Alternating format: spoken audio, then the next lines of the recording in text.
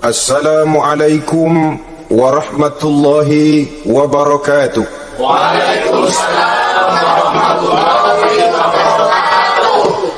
Alhamdulillahi wahdah, sadaqa wa'dah, wa nasara abdah, wa a'azza jundah. Wassalatu wassalamu ala man la nabiyya ba'dah, wa ala alihi wa sahbihi wa mawalah. La hawla wa la quwwata illa billah, amma ba'du. Saudara-saudara kaum muslimin rahimakumullah, seperti kita maklum bahwa Allah subhanahu wa ta'ala menciptakan manusia dan jin untuk melaksanakan ibadah kepadanya. Manusia yang ingkar terhadap perintah ini dinamakan dengan orang-orang kafir, sedangkan jin yang mengingkari perintah ini dinamakan dengan setan atau syaitan dalam bahasa Qur'annya. Kemudian dalam perkembangannya, jin-jin yang kafir yang dinamakan setan ini bersekongkol dan menjadi bala tentaranya iblis untuk menggelincirkan manusia dengan berbagai macam cara dan jalan dari hal-hal yang diridhoi oleh Allah subhanahu wa ta'ala. Adapun yang namanya iblis, pada hakikatnya cuma satu saja, yaitu yang ingkar kepada perintah Allah untuk sujud kepada Nabi Adam alaihi salam. Iblis inilah kemudian yang menjadi sesepuh, raja, biang atau dedengkotnya para setan. Seluruhnya akan tunduk kepada komando iblis, akan taat dan setia kepada perintah iblis untuk mencari teman yang sebanyak-banyaknya guna menemani mereka di neraka nanti. Maka mereka pun melakukan satu proklamasi yang bisa kita baca dalam surah Al-A'raf ayat 16 dan 17, di mana iblis dengan tegas menyatakan, qala fa bima aghwaytani la aq'udanna lahum siratakal mustaqim. Wahai Allah, kata iblis, dari sebab engkau telah menghukum saya, dari sebab engkau telah mengusir saya dari sorga, maka saya berjanji akan menipu, akan menggelincirkan mereka, Adam dan keturunannya, dari jalanmu yang lurus. Apa jalan yang lurus? Tidak lain Islam ini. Dengan segala cara dan jalan, iblis dan bala tentaranya akan berusaha menggelincirkan manusia dari jalan yang lurus. Caranya bagaimana? Ayat ke-17 menjawab, "Tsumma la'atiyannahum min ba'di aydihim." Akan kami datangi mereka, akan kami goda mereka dari arah sebelah depan. Kalau cara itu tidak kena, wa min khalfihim, kami goda mereka dari sebelah belakang. Andai kata cara itu pun tidak mempan, wa an aymanihim, dari arah sebelah kanan. Kalaupun itu gagal, wa an samailihim, kami akan datang dari arah sebelah kiri. Pendeknya, dari 4 penjuru angin, iblis dan seluruh bala tentaranya yang bernama setan belum akan puas sebelum kita tergelincir dari jalan yang lurus yang diridhoi oleh Allah subhanahu wa ta'ala. Sebagian ahli tafsir menjelaskan bahwa jika iblis menggoda dari arah depan, yang dimaksud dari depan ini adalah dunia, sehingga manusia menjadikan dunia sebagai tujuan akhir dari seluruh kegiatan hidupnya. Ia pergi pagi, pulang sore, peras keringat, banting tulang, tidak ada yang dikejar kecuali dunia, dan cuma untuk kepentingan dunia. Dunia yang membuat orang berpaling daripada akhirat, dunia yang membuat orang lupa kepada tujuan penciptaannya. Maka dunia termasuk perangkap iblis. Apa isi dunia? Biasanya yang lazim itu 3 ta itu, harta, tahta, wanita. Itu yang bikin orang jadi sibuk sampai lupa kepada tujuan penciptaannya. Untuk apa dia diciptakan oleh Allah? Ini wa'an min baini aidihim, kami goda mereka dari arah depan dengan menyodorkan dunia dalam bentuk yang hijau ranau, dunia dalam bentuk yang manis, sehingga mereka tenggelam di dalamnya lalu melupakan akhirat.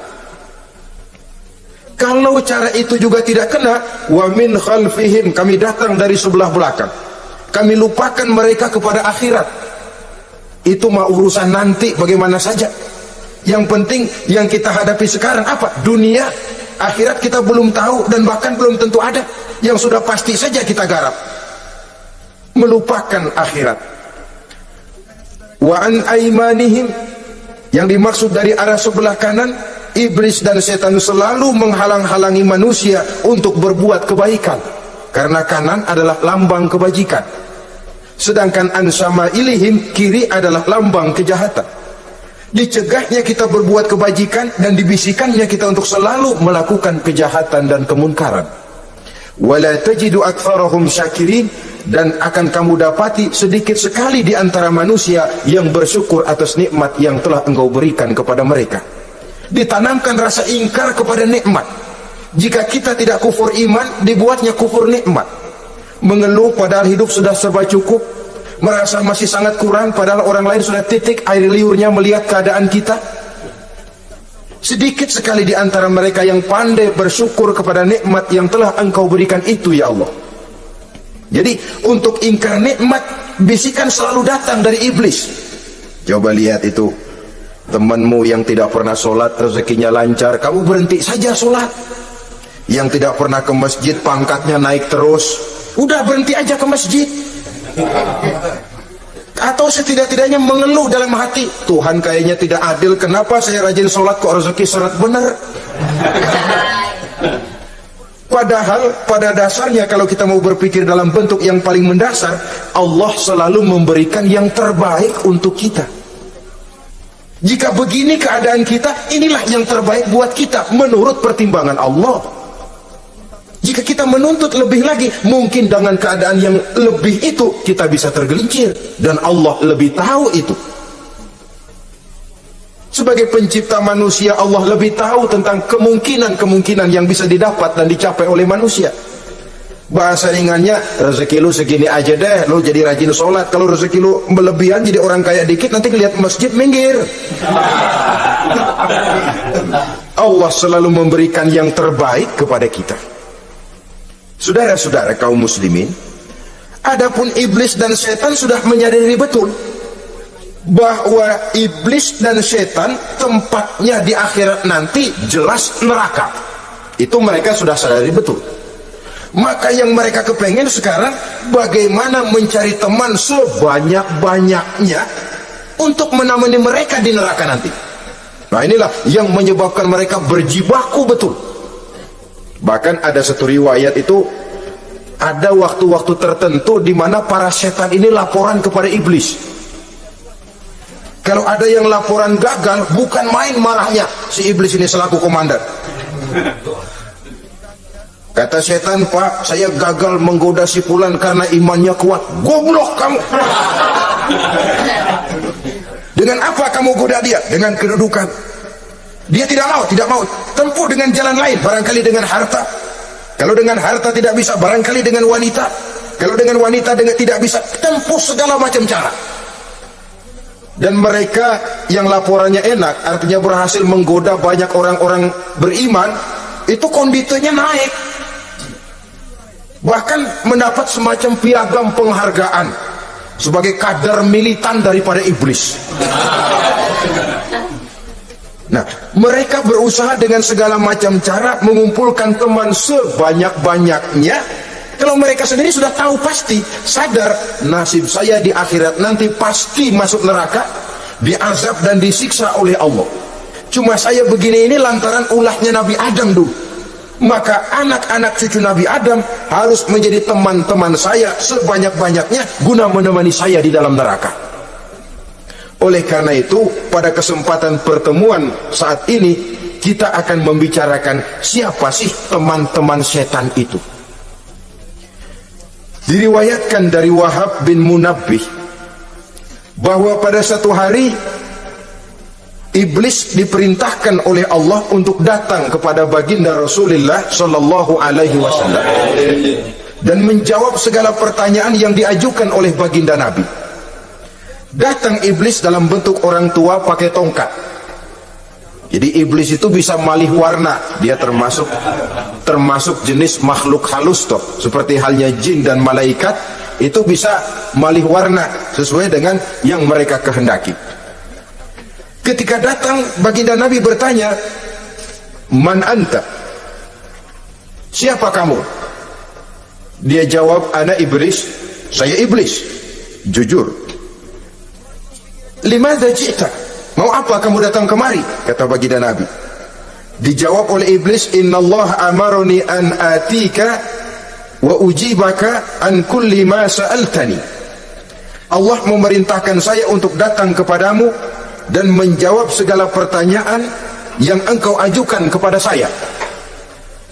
Nah, atas pernyataan ini baginda Rasul kemudian bertanya dengan dua pertanyaan. Pertanyaan pertama, iblis, "Kam ikhwanuka min ummati?" Ada berapa sih teman-temanmu dari golongan umatku? Dari golongan umatku, umat Islam ini, bukan orang lain. Kalau orang kafir sih sudah jelas, itu memang CS-nya iblis. Tapi dari umatku, siapa saja yang jadi teman-teman kamu iblis? Menjadi antekmu, menjadi alatmu sejak dari dunia sampai ke neraka nanti.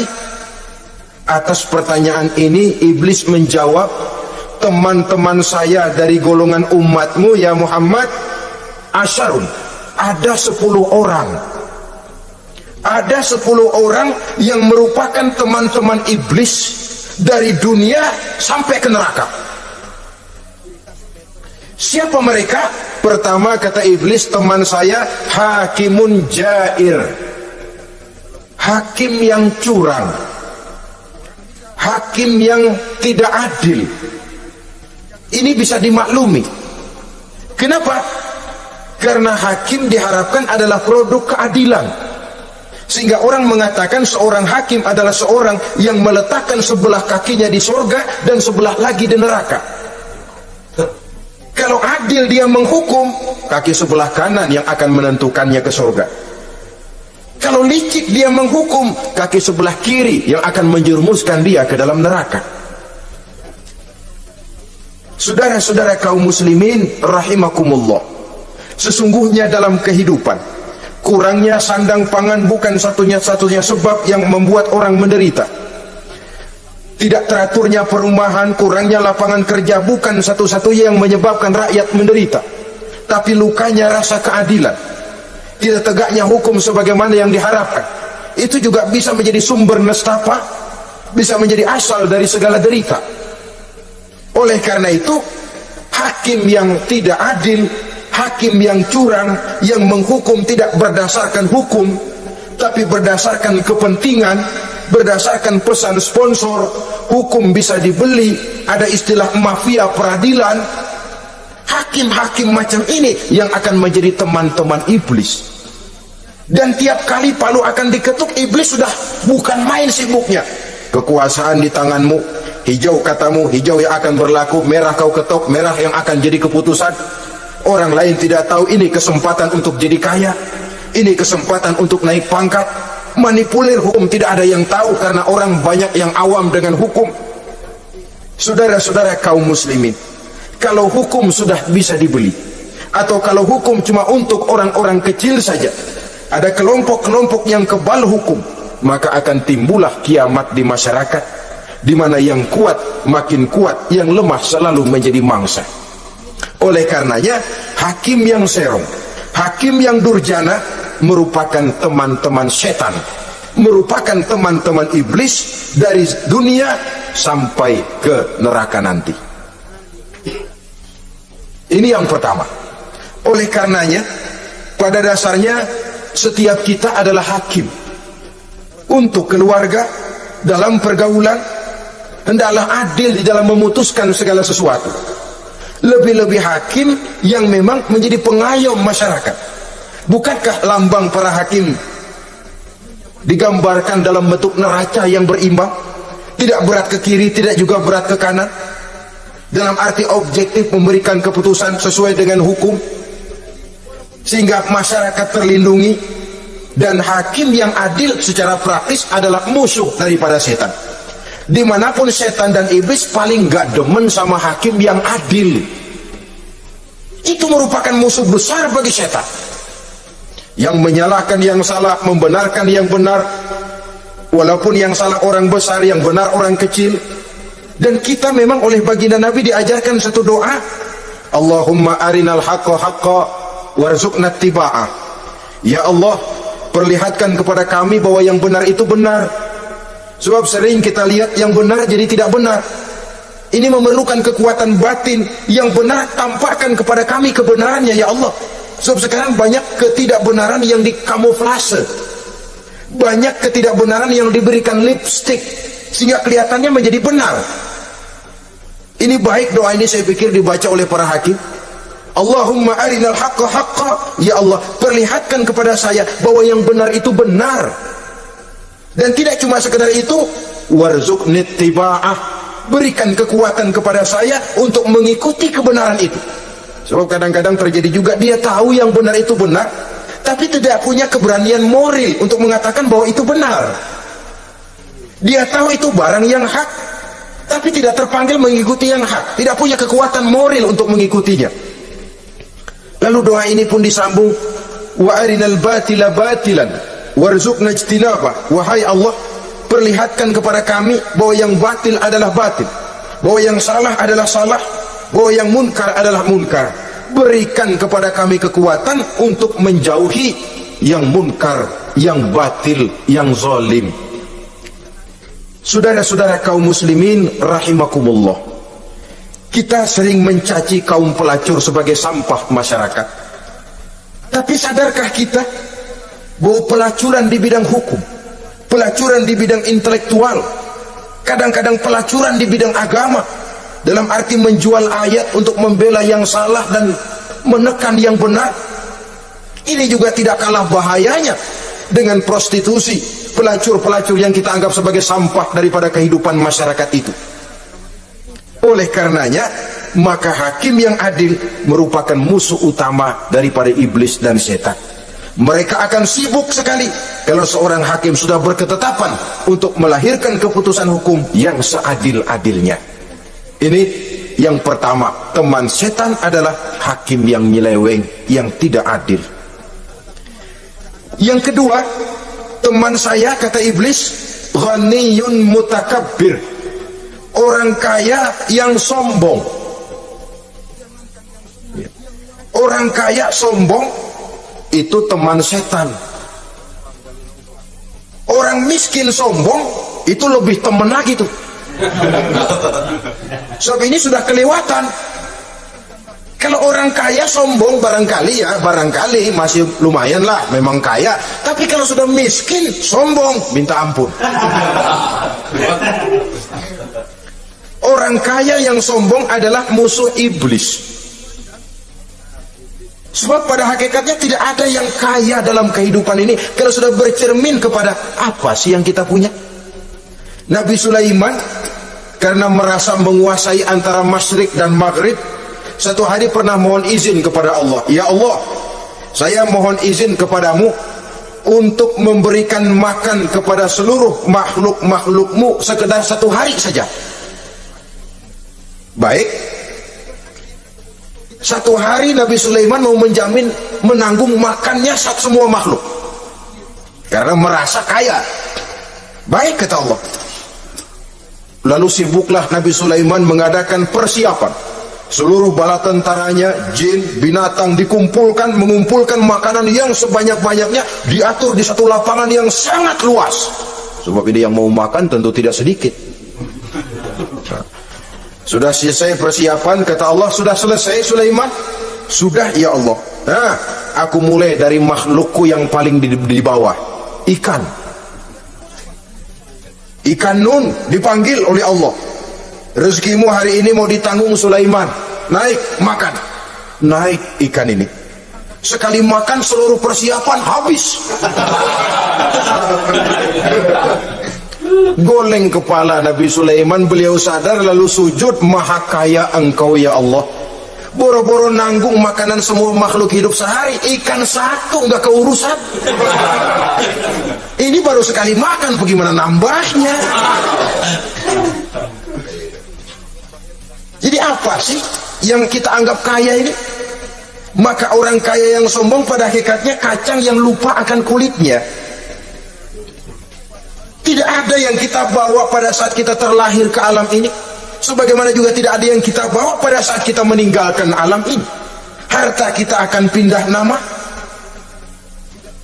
Sebab itu yang perlu kita jaga pada hakikatnya tidak lain nilai-nilai iman, sebab ini yang akan kita bawa.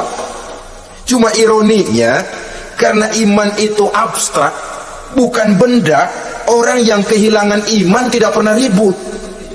Sebaliknya, karena harta itu materi, benda konkret, orang yang kehilangan harta cepat merasa, cepat ribut.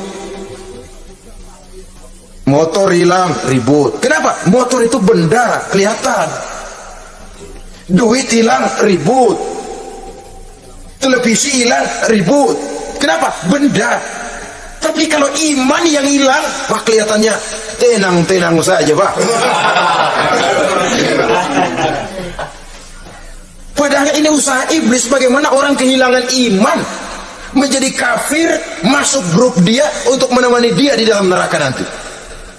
Dia gelincirkan iman kita, dan kita sering tanpa terasa telah mengalami pergeseran nilai-nilai iman kalau tidak tergusur sama sekali.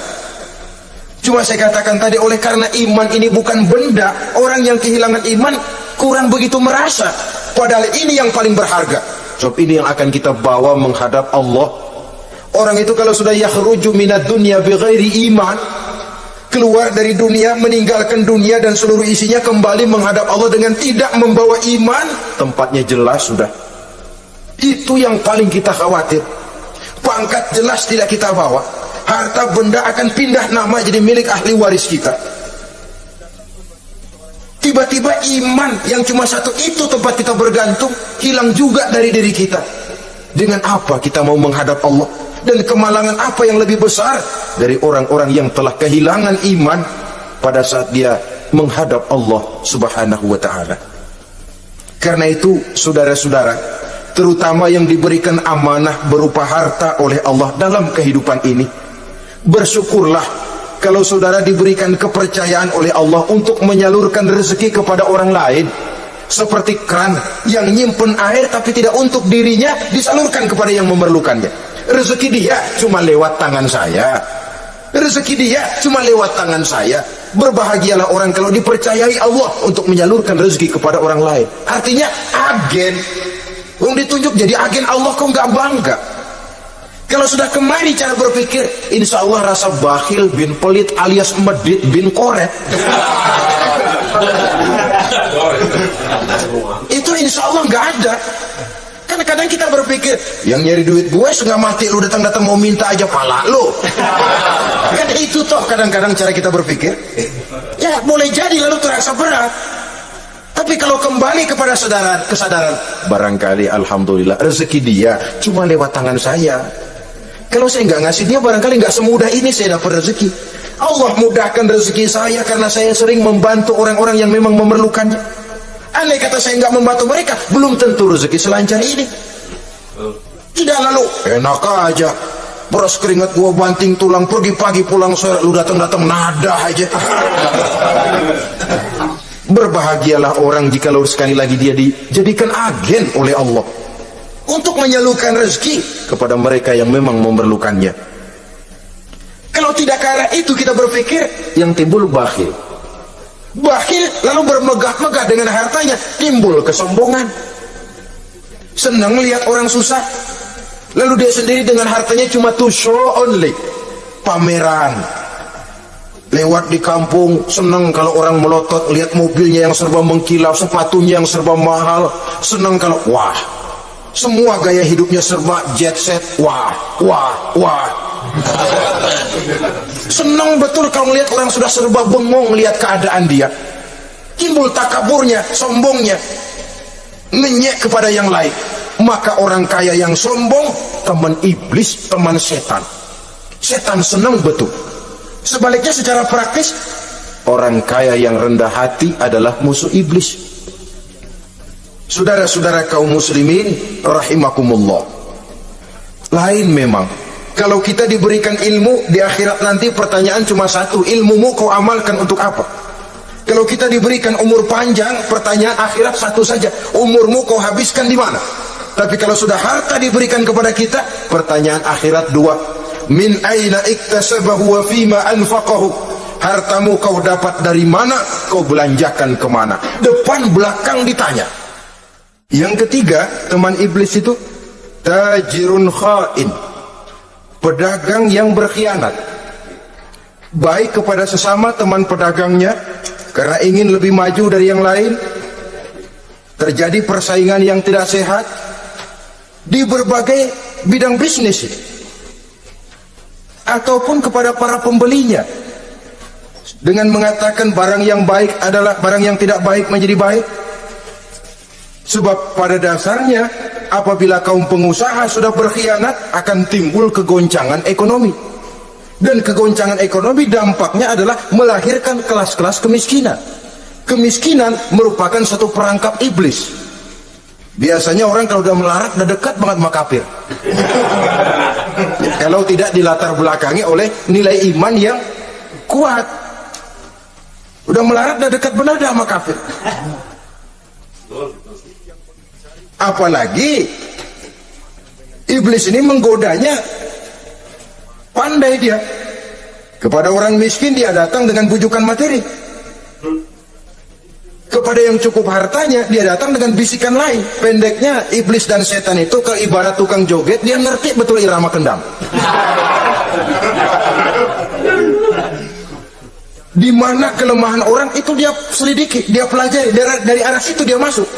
Dan secara strategi perang, iblis dan setan ini posisinya memang lebih menguntungkan daripada kita. Kenapa? Dia melihat kita, kita mah nggak lihat dia.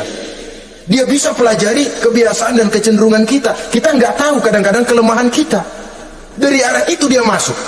Posisi dan strateginya lebih menguntungkan daripada kita.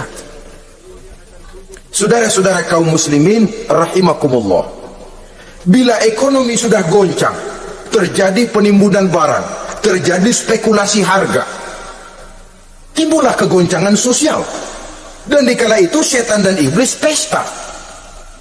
Dia merasa perangkapnya berhasil. Persaingan-persaingan yang tidak jujur, yang pada dasarnya akhirnya bukan cuma merusak sistem ekonomi, tapi juga mempengaruhi hasil kerjaan. Dalam tender-tender usaha-usaha besar misalnya, oleh karena mengejar supaya dia yang mendapat proyek, dia tidak segan sogok sini, suap sana, semir sana, usap sini. Tinggal untungnya sedikit dan dia harus dapat untung besar. Akhirnya apa? Proyek yang dikerjakan cuma asal sekedar jadi. Tidak seperti standar yang ditetapkan lagi. Juga tidak merupakan kesalahan yang sepenuhnya harus dibebankan kepada dia. Kesalahan yang merupakan siklus, mata rantai, sudah lingkaran setan. Itulah sebabnya sering saya ungkapkan, kalau manusia sudah jadi teman setan, lebih buas daripada bajing. Karena bajing cuma makan kelapa, tapi bajingan udah apa saja dimakan. Sudah jadi teman-teman iblis, tidak ngerti halal haram, hak dan batil. Ini kepentingan pribadi apa kepentingan orang banyak, yang penting sikat saja. Jadi yang ketiga ini targetnya memang kekacauan ekonomi. Yang kemelaratan, kemiskinan merupakan tangga untuk sampai kepada kekafiran. Dan iblis tahu betul itu. Lain misalnya contoh yang diberikan oleh Rasul. Rasul kan pernah dagang di kala remaja itu, membawa dagangannya Siti Khadijah, kain. Beliau dagang kain. Berapa kain ini? Oh, kalau ini saya ambil dari Ibu Khadijah 25 rupiah. Saudara mau beli saya berapa terserah, soal saya ada untungnya. Dan kalau modalnya 25, betul-betul beliau udah bilang 25. Jujur. Kita kan enggak, udah bohong campur sumpah lagi.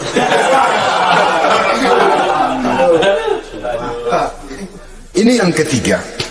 Yang keempat, teman-teman setan, teman-teman iblis, syaribul khamr. Orang yang minum arak, pemabuk, itu teman setan. Bahkan divonis tidak beriman. Orang yang pada saat meninggal dunia di dalam perutnya itu masih ada khamr, tidak beriman divonis. Jadi dalam satu pesta di mana disediakan minuman-minuman keras, iblis itu sudah masang perangkap. Dan bila minuman itu dihampiri orang, dia mulai senang, wajahnya berseri-seri. Kalau minuman dituang ke gelas, dia tepuk tangan. Bila minuman mulai mengalir ke tenggorokan, dia jijimprakan iblis. Girang bukan main. Saudara-saudara kaum muslimin rahimakumullah, kenapa pemabuk merupakan teman setan? Karena dalam keadaan mabuk, orang kehilangan daya kontrol.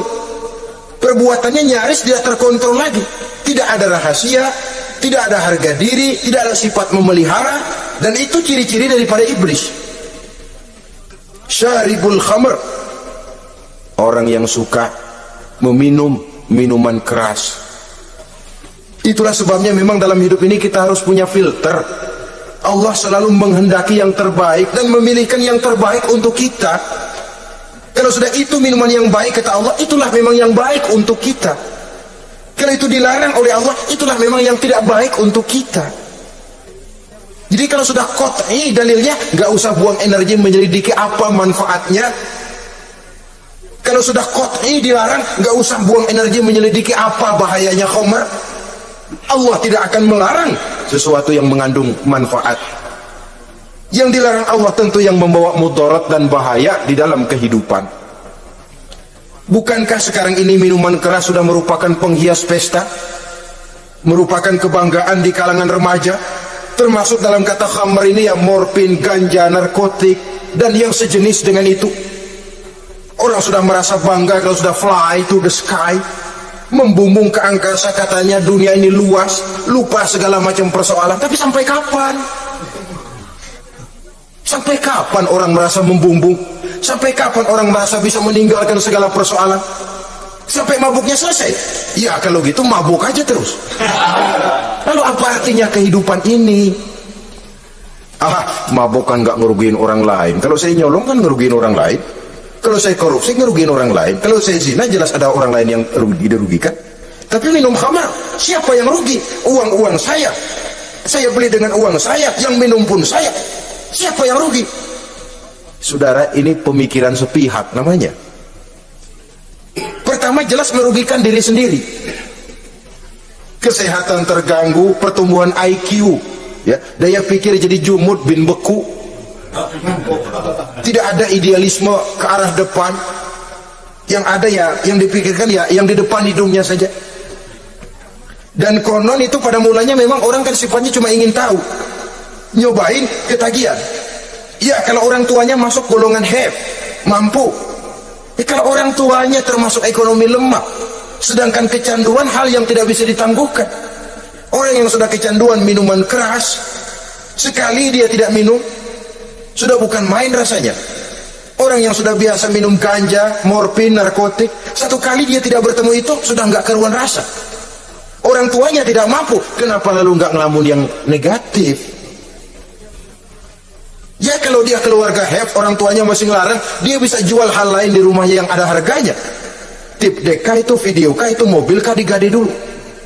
Kalau di kampung, anak-anak muda yang menengah ke bawah, kenapa nggak ayam orang disambar? Terjadilah perbuatan negatif yang akhirnya merembet kepada merugikan orang lain. Hakikatnya zahirnya memang pada mulanya hanya merugikan diri sendiri, tapi lambat laun akan merembet juga kepada merugikan orang lain.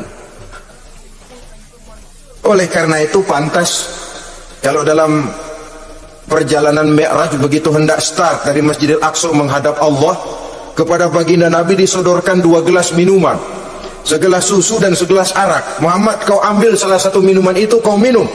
Mantap, Nabi mengambil gelas yang isinya susu lalu beliau minum. Selesai minum kata Jibril, sadaqta ya Muhammad, laqad asabtal haq. Kamu benar Muhammad, pilihanmu tepat. Kenapa? Untung saja susu yang kamu minum. Kalau arak yang kamu ambil, kamu pilih dan kamu minum, pasti umatmu bakal pada jadi umat teler semua nanti. Nabi milih susu saja umatnya masih banyak yang teler, apalagi kalau beliau memilih khamr waktu itu. Tapi ini sekedar simbol bahwa begitulah kita dalam hidup. Saudara, kalau di depan kita ditaruh segelas jamu, segelas sirup, kira-kira pilih mana? Jamu.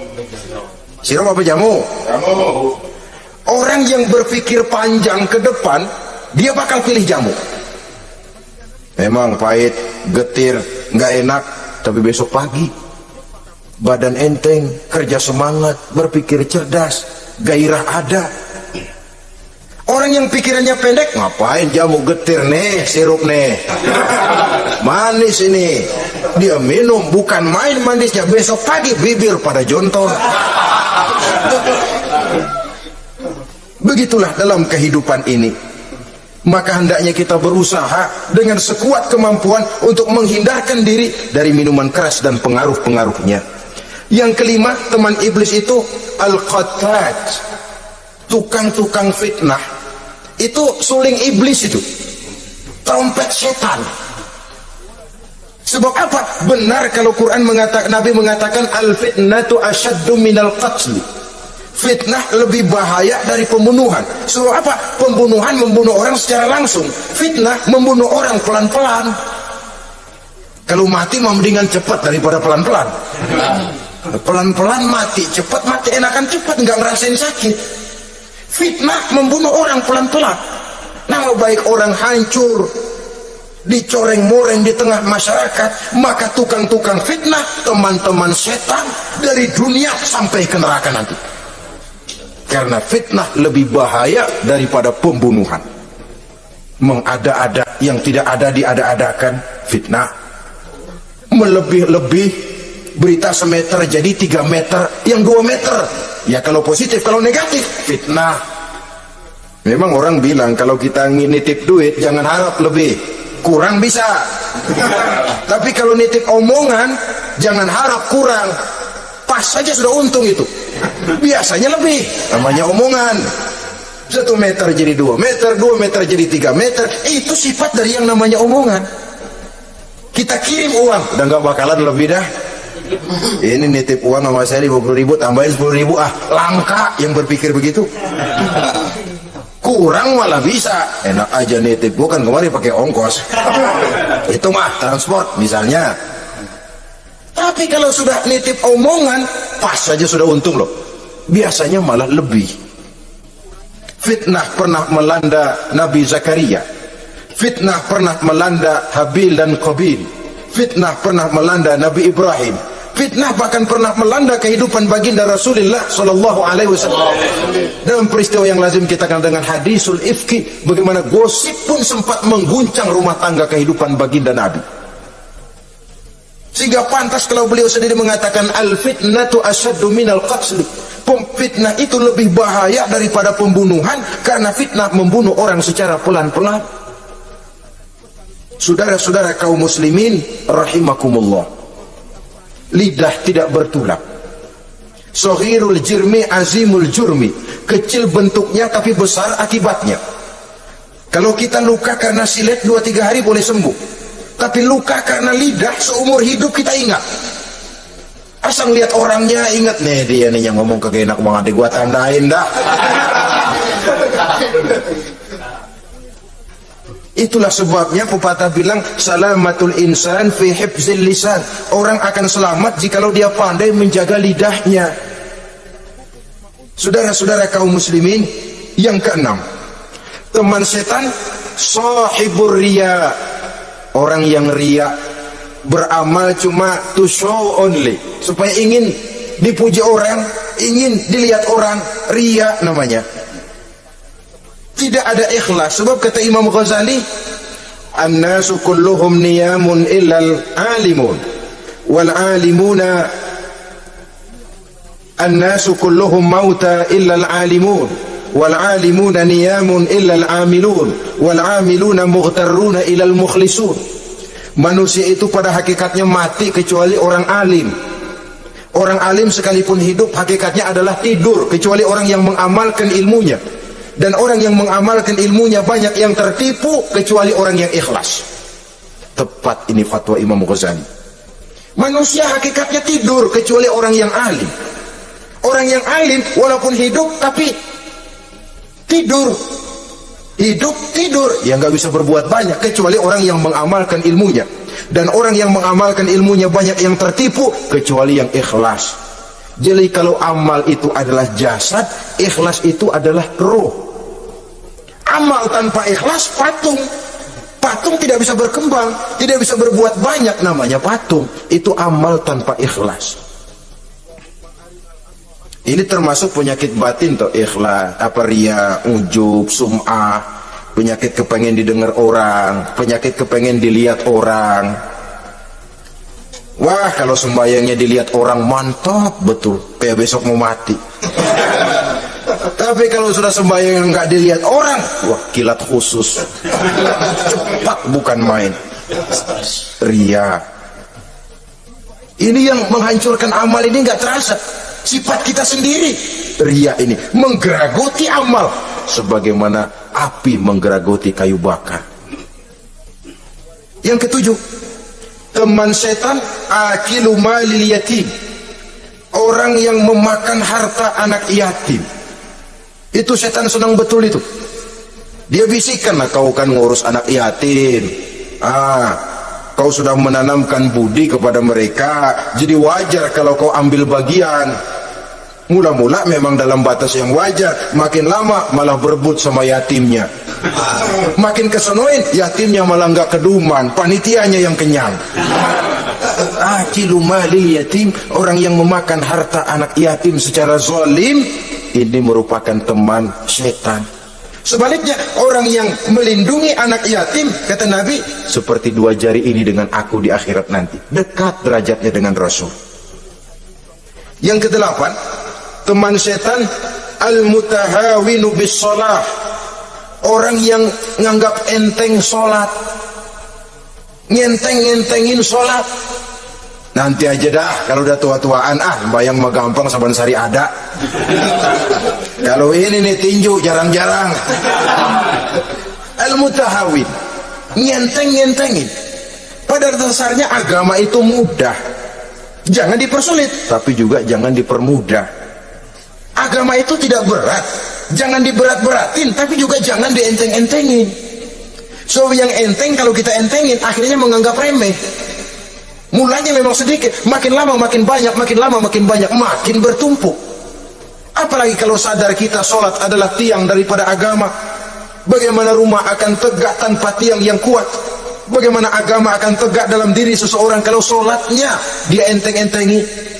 Jangankan yang sunnah, yang wajib saja. Kadang-kadang tutup lubang gali lubang,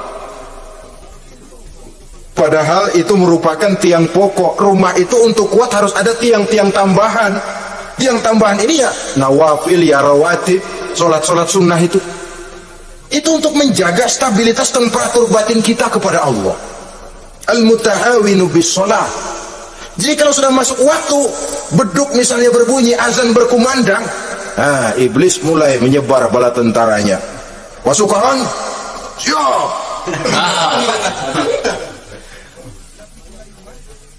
Kama yang dagang dia bisikin, sedang enaknya lu dagang, pembeli lagi banyak-banyak, sembahyang mah ada besok.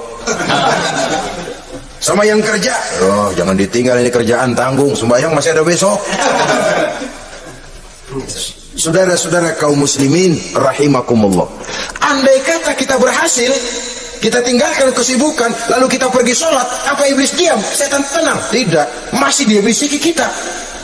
Iya, kalau mau sembahyang ya sembahyang, cuma buruan udah. Nah, yang mau belanja, yang menunggu, bukan main. Sampai rukuk kita tidak sempurna, bacaan kita semrawut, sujud kita tidak lengkap, sholat juga, tapi disitulah masuk iblis. Atau kalau itu kita berhasil cegah, rukuk tertib, ada tumakninah, sujud bagus, iblis masuk lagi. Wah, memang sembahyang kamu mantap, orang lain gak ada yang sembahyang kayak kamu. Yang timbul apa? Ujub, sombong kepada diri sendiri. Begitu habis sembahyang, lo ya pada kagak sembahyang, apaan lo? Gua nih. Itu sudah perangkap iblis. Jadi lewat segala macam cara dan jalan, kepada yang ibadahnya bagus ditanamkan rasa ujub, kepada yang mau berusaha bagus ditanamkan sifat was-was, buru-buru. Saudara-saudara kaum muslimin, ini yang ke-8. Yang ke-9, mani'uz zakat. Orang yang enggan membayar zakat itu teman setan. Gak ada urusan sama zakat. Sayang-sayang harta dizakatin. Saudara-saudara, padahal zakat itu kata Nabi, zakku amwalakum biz zakat. Bersihkan hartamu dengan zakat. Jadi barangkali bercampur harta itu dengan sedikit yang tidak baik, bercampur dengan yang kotor, zakat itu membersihkan yang lain. Kita misalnya dalam satu kelas punya murid 40 orang, 42 orang, ada 2 orang yang bandel, nggak ketulungan. Sudah segala macam cara kita perbaiki, nggak juga berhasil. Jadi kan kalau nggak diatasi kan mempengaruhi yang teman-teman yang 40 orang. Untuk menyelamatkan yang 40 ini, nggak apa-apa yang 2 keluarin. Bikin pemecatan, anak saudara kami sudah tidak sanggup lagi mengajar. Dengan ini kami berhentikan dari sekolah yang kami pimpin untuk menyelamatkan teman-teman yang lebih banyak. Mengeluarkan yang 2 untuk menyelamatkan yang 40. So kalau tidak ini nanti ngerembet, yang 40 ngikut jadi ngeres. Itu juga harta. Zakat untuk membersihkan yang masih tersisa. Yang terakhir, yang ke-10, teman setan, musuh, teman iblis, man yutilul amal. Orang yang terlalu panjang angan-angan, penghitung bintang di langit, yang hidup cuma ngitung jikalau, wiridannya cuma jikalau. Tidak pernah mau berbuat, cuma angan-angan kelewat panjang. Yang ngelamun kan gak ada sekolahan, ya siapa juga bisa ngelamun. Orang bukan tidak boleh bercita-cita, bahkan cita-cita yang mendorong kita untuk bergairah dalam kehidupan. Tapi kalau cita-cita tanpa langkah konkret, yang penting kan punya kemauan, lebihnya tawakal, nggak cukup. Pernah datang ke masjid seorang sahabat. Begitu sampai dia turun dari onta, langsung menghadap baginda Nabi. Nabi tanya, ontamu udah diikat belum? Belum ya Rasul. Kenapa? Saya tawakal kepada Allah. Tuh orang diomelin sama Nabi. Ikat dulu, habis gitu baru tawakal. Betul toh. Ikat dulu tuh ontak, lebihnya baru tawakal. Kalau udah diikat masih lari juga, itu tawakal. Lah belum diikat udah tawakal. Orang yang terlalu panjang angan-angan, yang akhirnya kalau tidak merusak cara berpikirnya, akan mendorong dia kepada perbuatan yang negatif untuk mewujudkan angan-angannya itu. Macam misalnya ya, pakaian kepengen bagus, harta mau banyak, usaha ogah, kerja capek sedikit tidak mau, kepengen seperti orang-orang, lalu ngelamun. Kalau tidak jadi gila, yang merusak perbuatannya. Kan berapa banyak orang yang kepengen kaya, gagal lalu jadi sableng. Kertas koran ditumpukin, dikantongin, dia kira gepokan duit. Hawanya duit udah banyak aja. Tulul amal, terlalu panjang angan-angan. Nah, saudara-saudara, kalau kita sudah tahu itulah teman-teman setan, teman-teman iblis, mari kita berusaha jangan termasuk salah satu di antara 10 orang yang menjadi teman-teman iblis ini. Lalu cara untuk mengatasinya bagaimana? Imam Al-Ghazali rahimahullah memberikan tuntunan. Pertama, untuk mengatasi perangkap setan, jangan sampai kita termasuk salah satu teman setan, zikrullah. Banyak ingat kepada Allah. Sebab Nabi bersabda, inna zikrullahi ta'ala fi janbi syaitan kal akillati fi janbi ibni Adam. Sesungguhnya zikrullah, zikir kepada Allah itu dapat menyakiti setan sebagaimana penyakit menyakiti lambung anak Adam. Jadi setan itu akan kurus kalau kita hantam pakai zikrullah. Setan tidak berdaya, lemah kalau kita hantam pakai zikrullah. Ingat Allah, selalu merasakan kehadiran Allah dekat dalam hidup. Itu senjata pertama. Dengan zikrullah, setan kurus. Kalau udah kurus, ya lemas, nggak berdaya ngadepin kita. Tapi kalau nafsu yang kita ikutin, kita umpanin tuh setan. Lah gemuk, begitu gemuk, makin berleluasa dia ngutak-ngatik kita. Yang kedua, jangan mendekati tempat maksiat. Sebab man hama haulal hima yusiku ayyaqa fi. Orang yang main di pinggir kali ditakutin kecebur di kali. Jangan mendekati tempat yang cenderung membawa kita ke tempat maksiat. Saudara-saudara, yang ketiga, mengosongkan perut. Dalam arti rajin puasa, puasa sunnah. Kata Nabi, inna syaitan yajri min ibni adam majrad dam fadayyiku majariyahu bil ju'. Setan mengalir dalam diri manusia seperti mengalirnya darah. Maka persempit jalan setan dengan apa? Bil ju', dengan memperbanyak lapar, bukan memperturutkan syahwat. Pantas kalau Nabi bilang, saya adalah sekelompok orang yang tidak makan kecuali kalau kami lapar, dan kalau kami makan tidaklah sampai kekenyangan. Bukan gak kenyang, tapi gak kekenyangan. Yang terakhir, kata Imam Ghazali, hendaknya kita selalu ingat bahwa tujuan iblis dan setan adalah menjerumuskan manusia, menyengsarakan manusia, supaya kita menjadi teman mereka di neraka nanti. Kalau ingat itu, insya Allah kita bisa mengerem diri. Nah, inilah saja yang dapat kita sampaikan pada pertemuan kali ini. Mudah-mudahan ada manfaatnya. Terima kasih dan mohon maaf. Usikum wa nafsi bitaqwallah. Wassalamualaikum warahmatullahi wabarakatuh.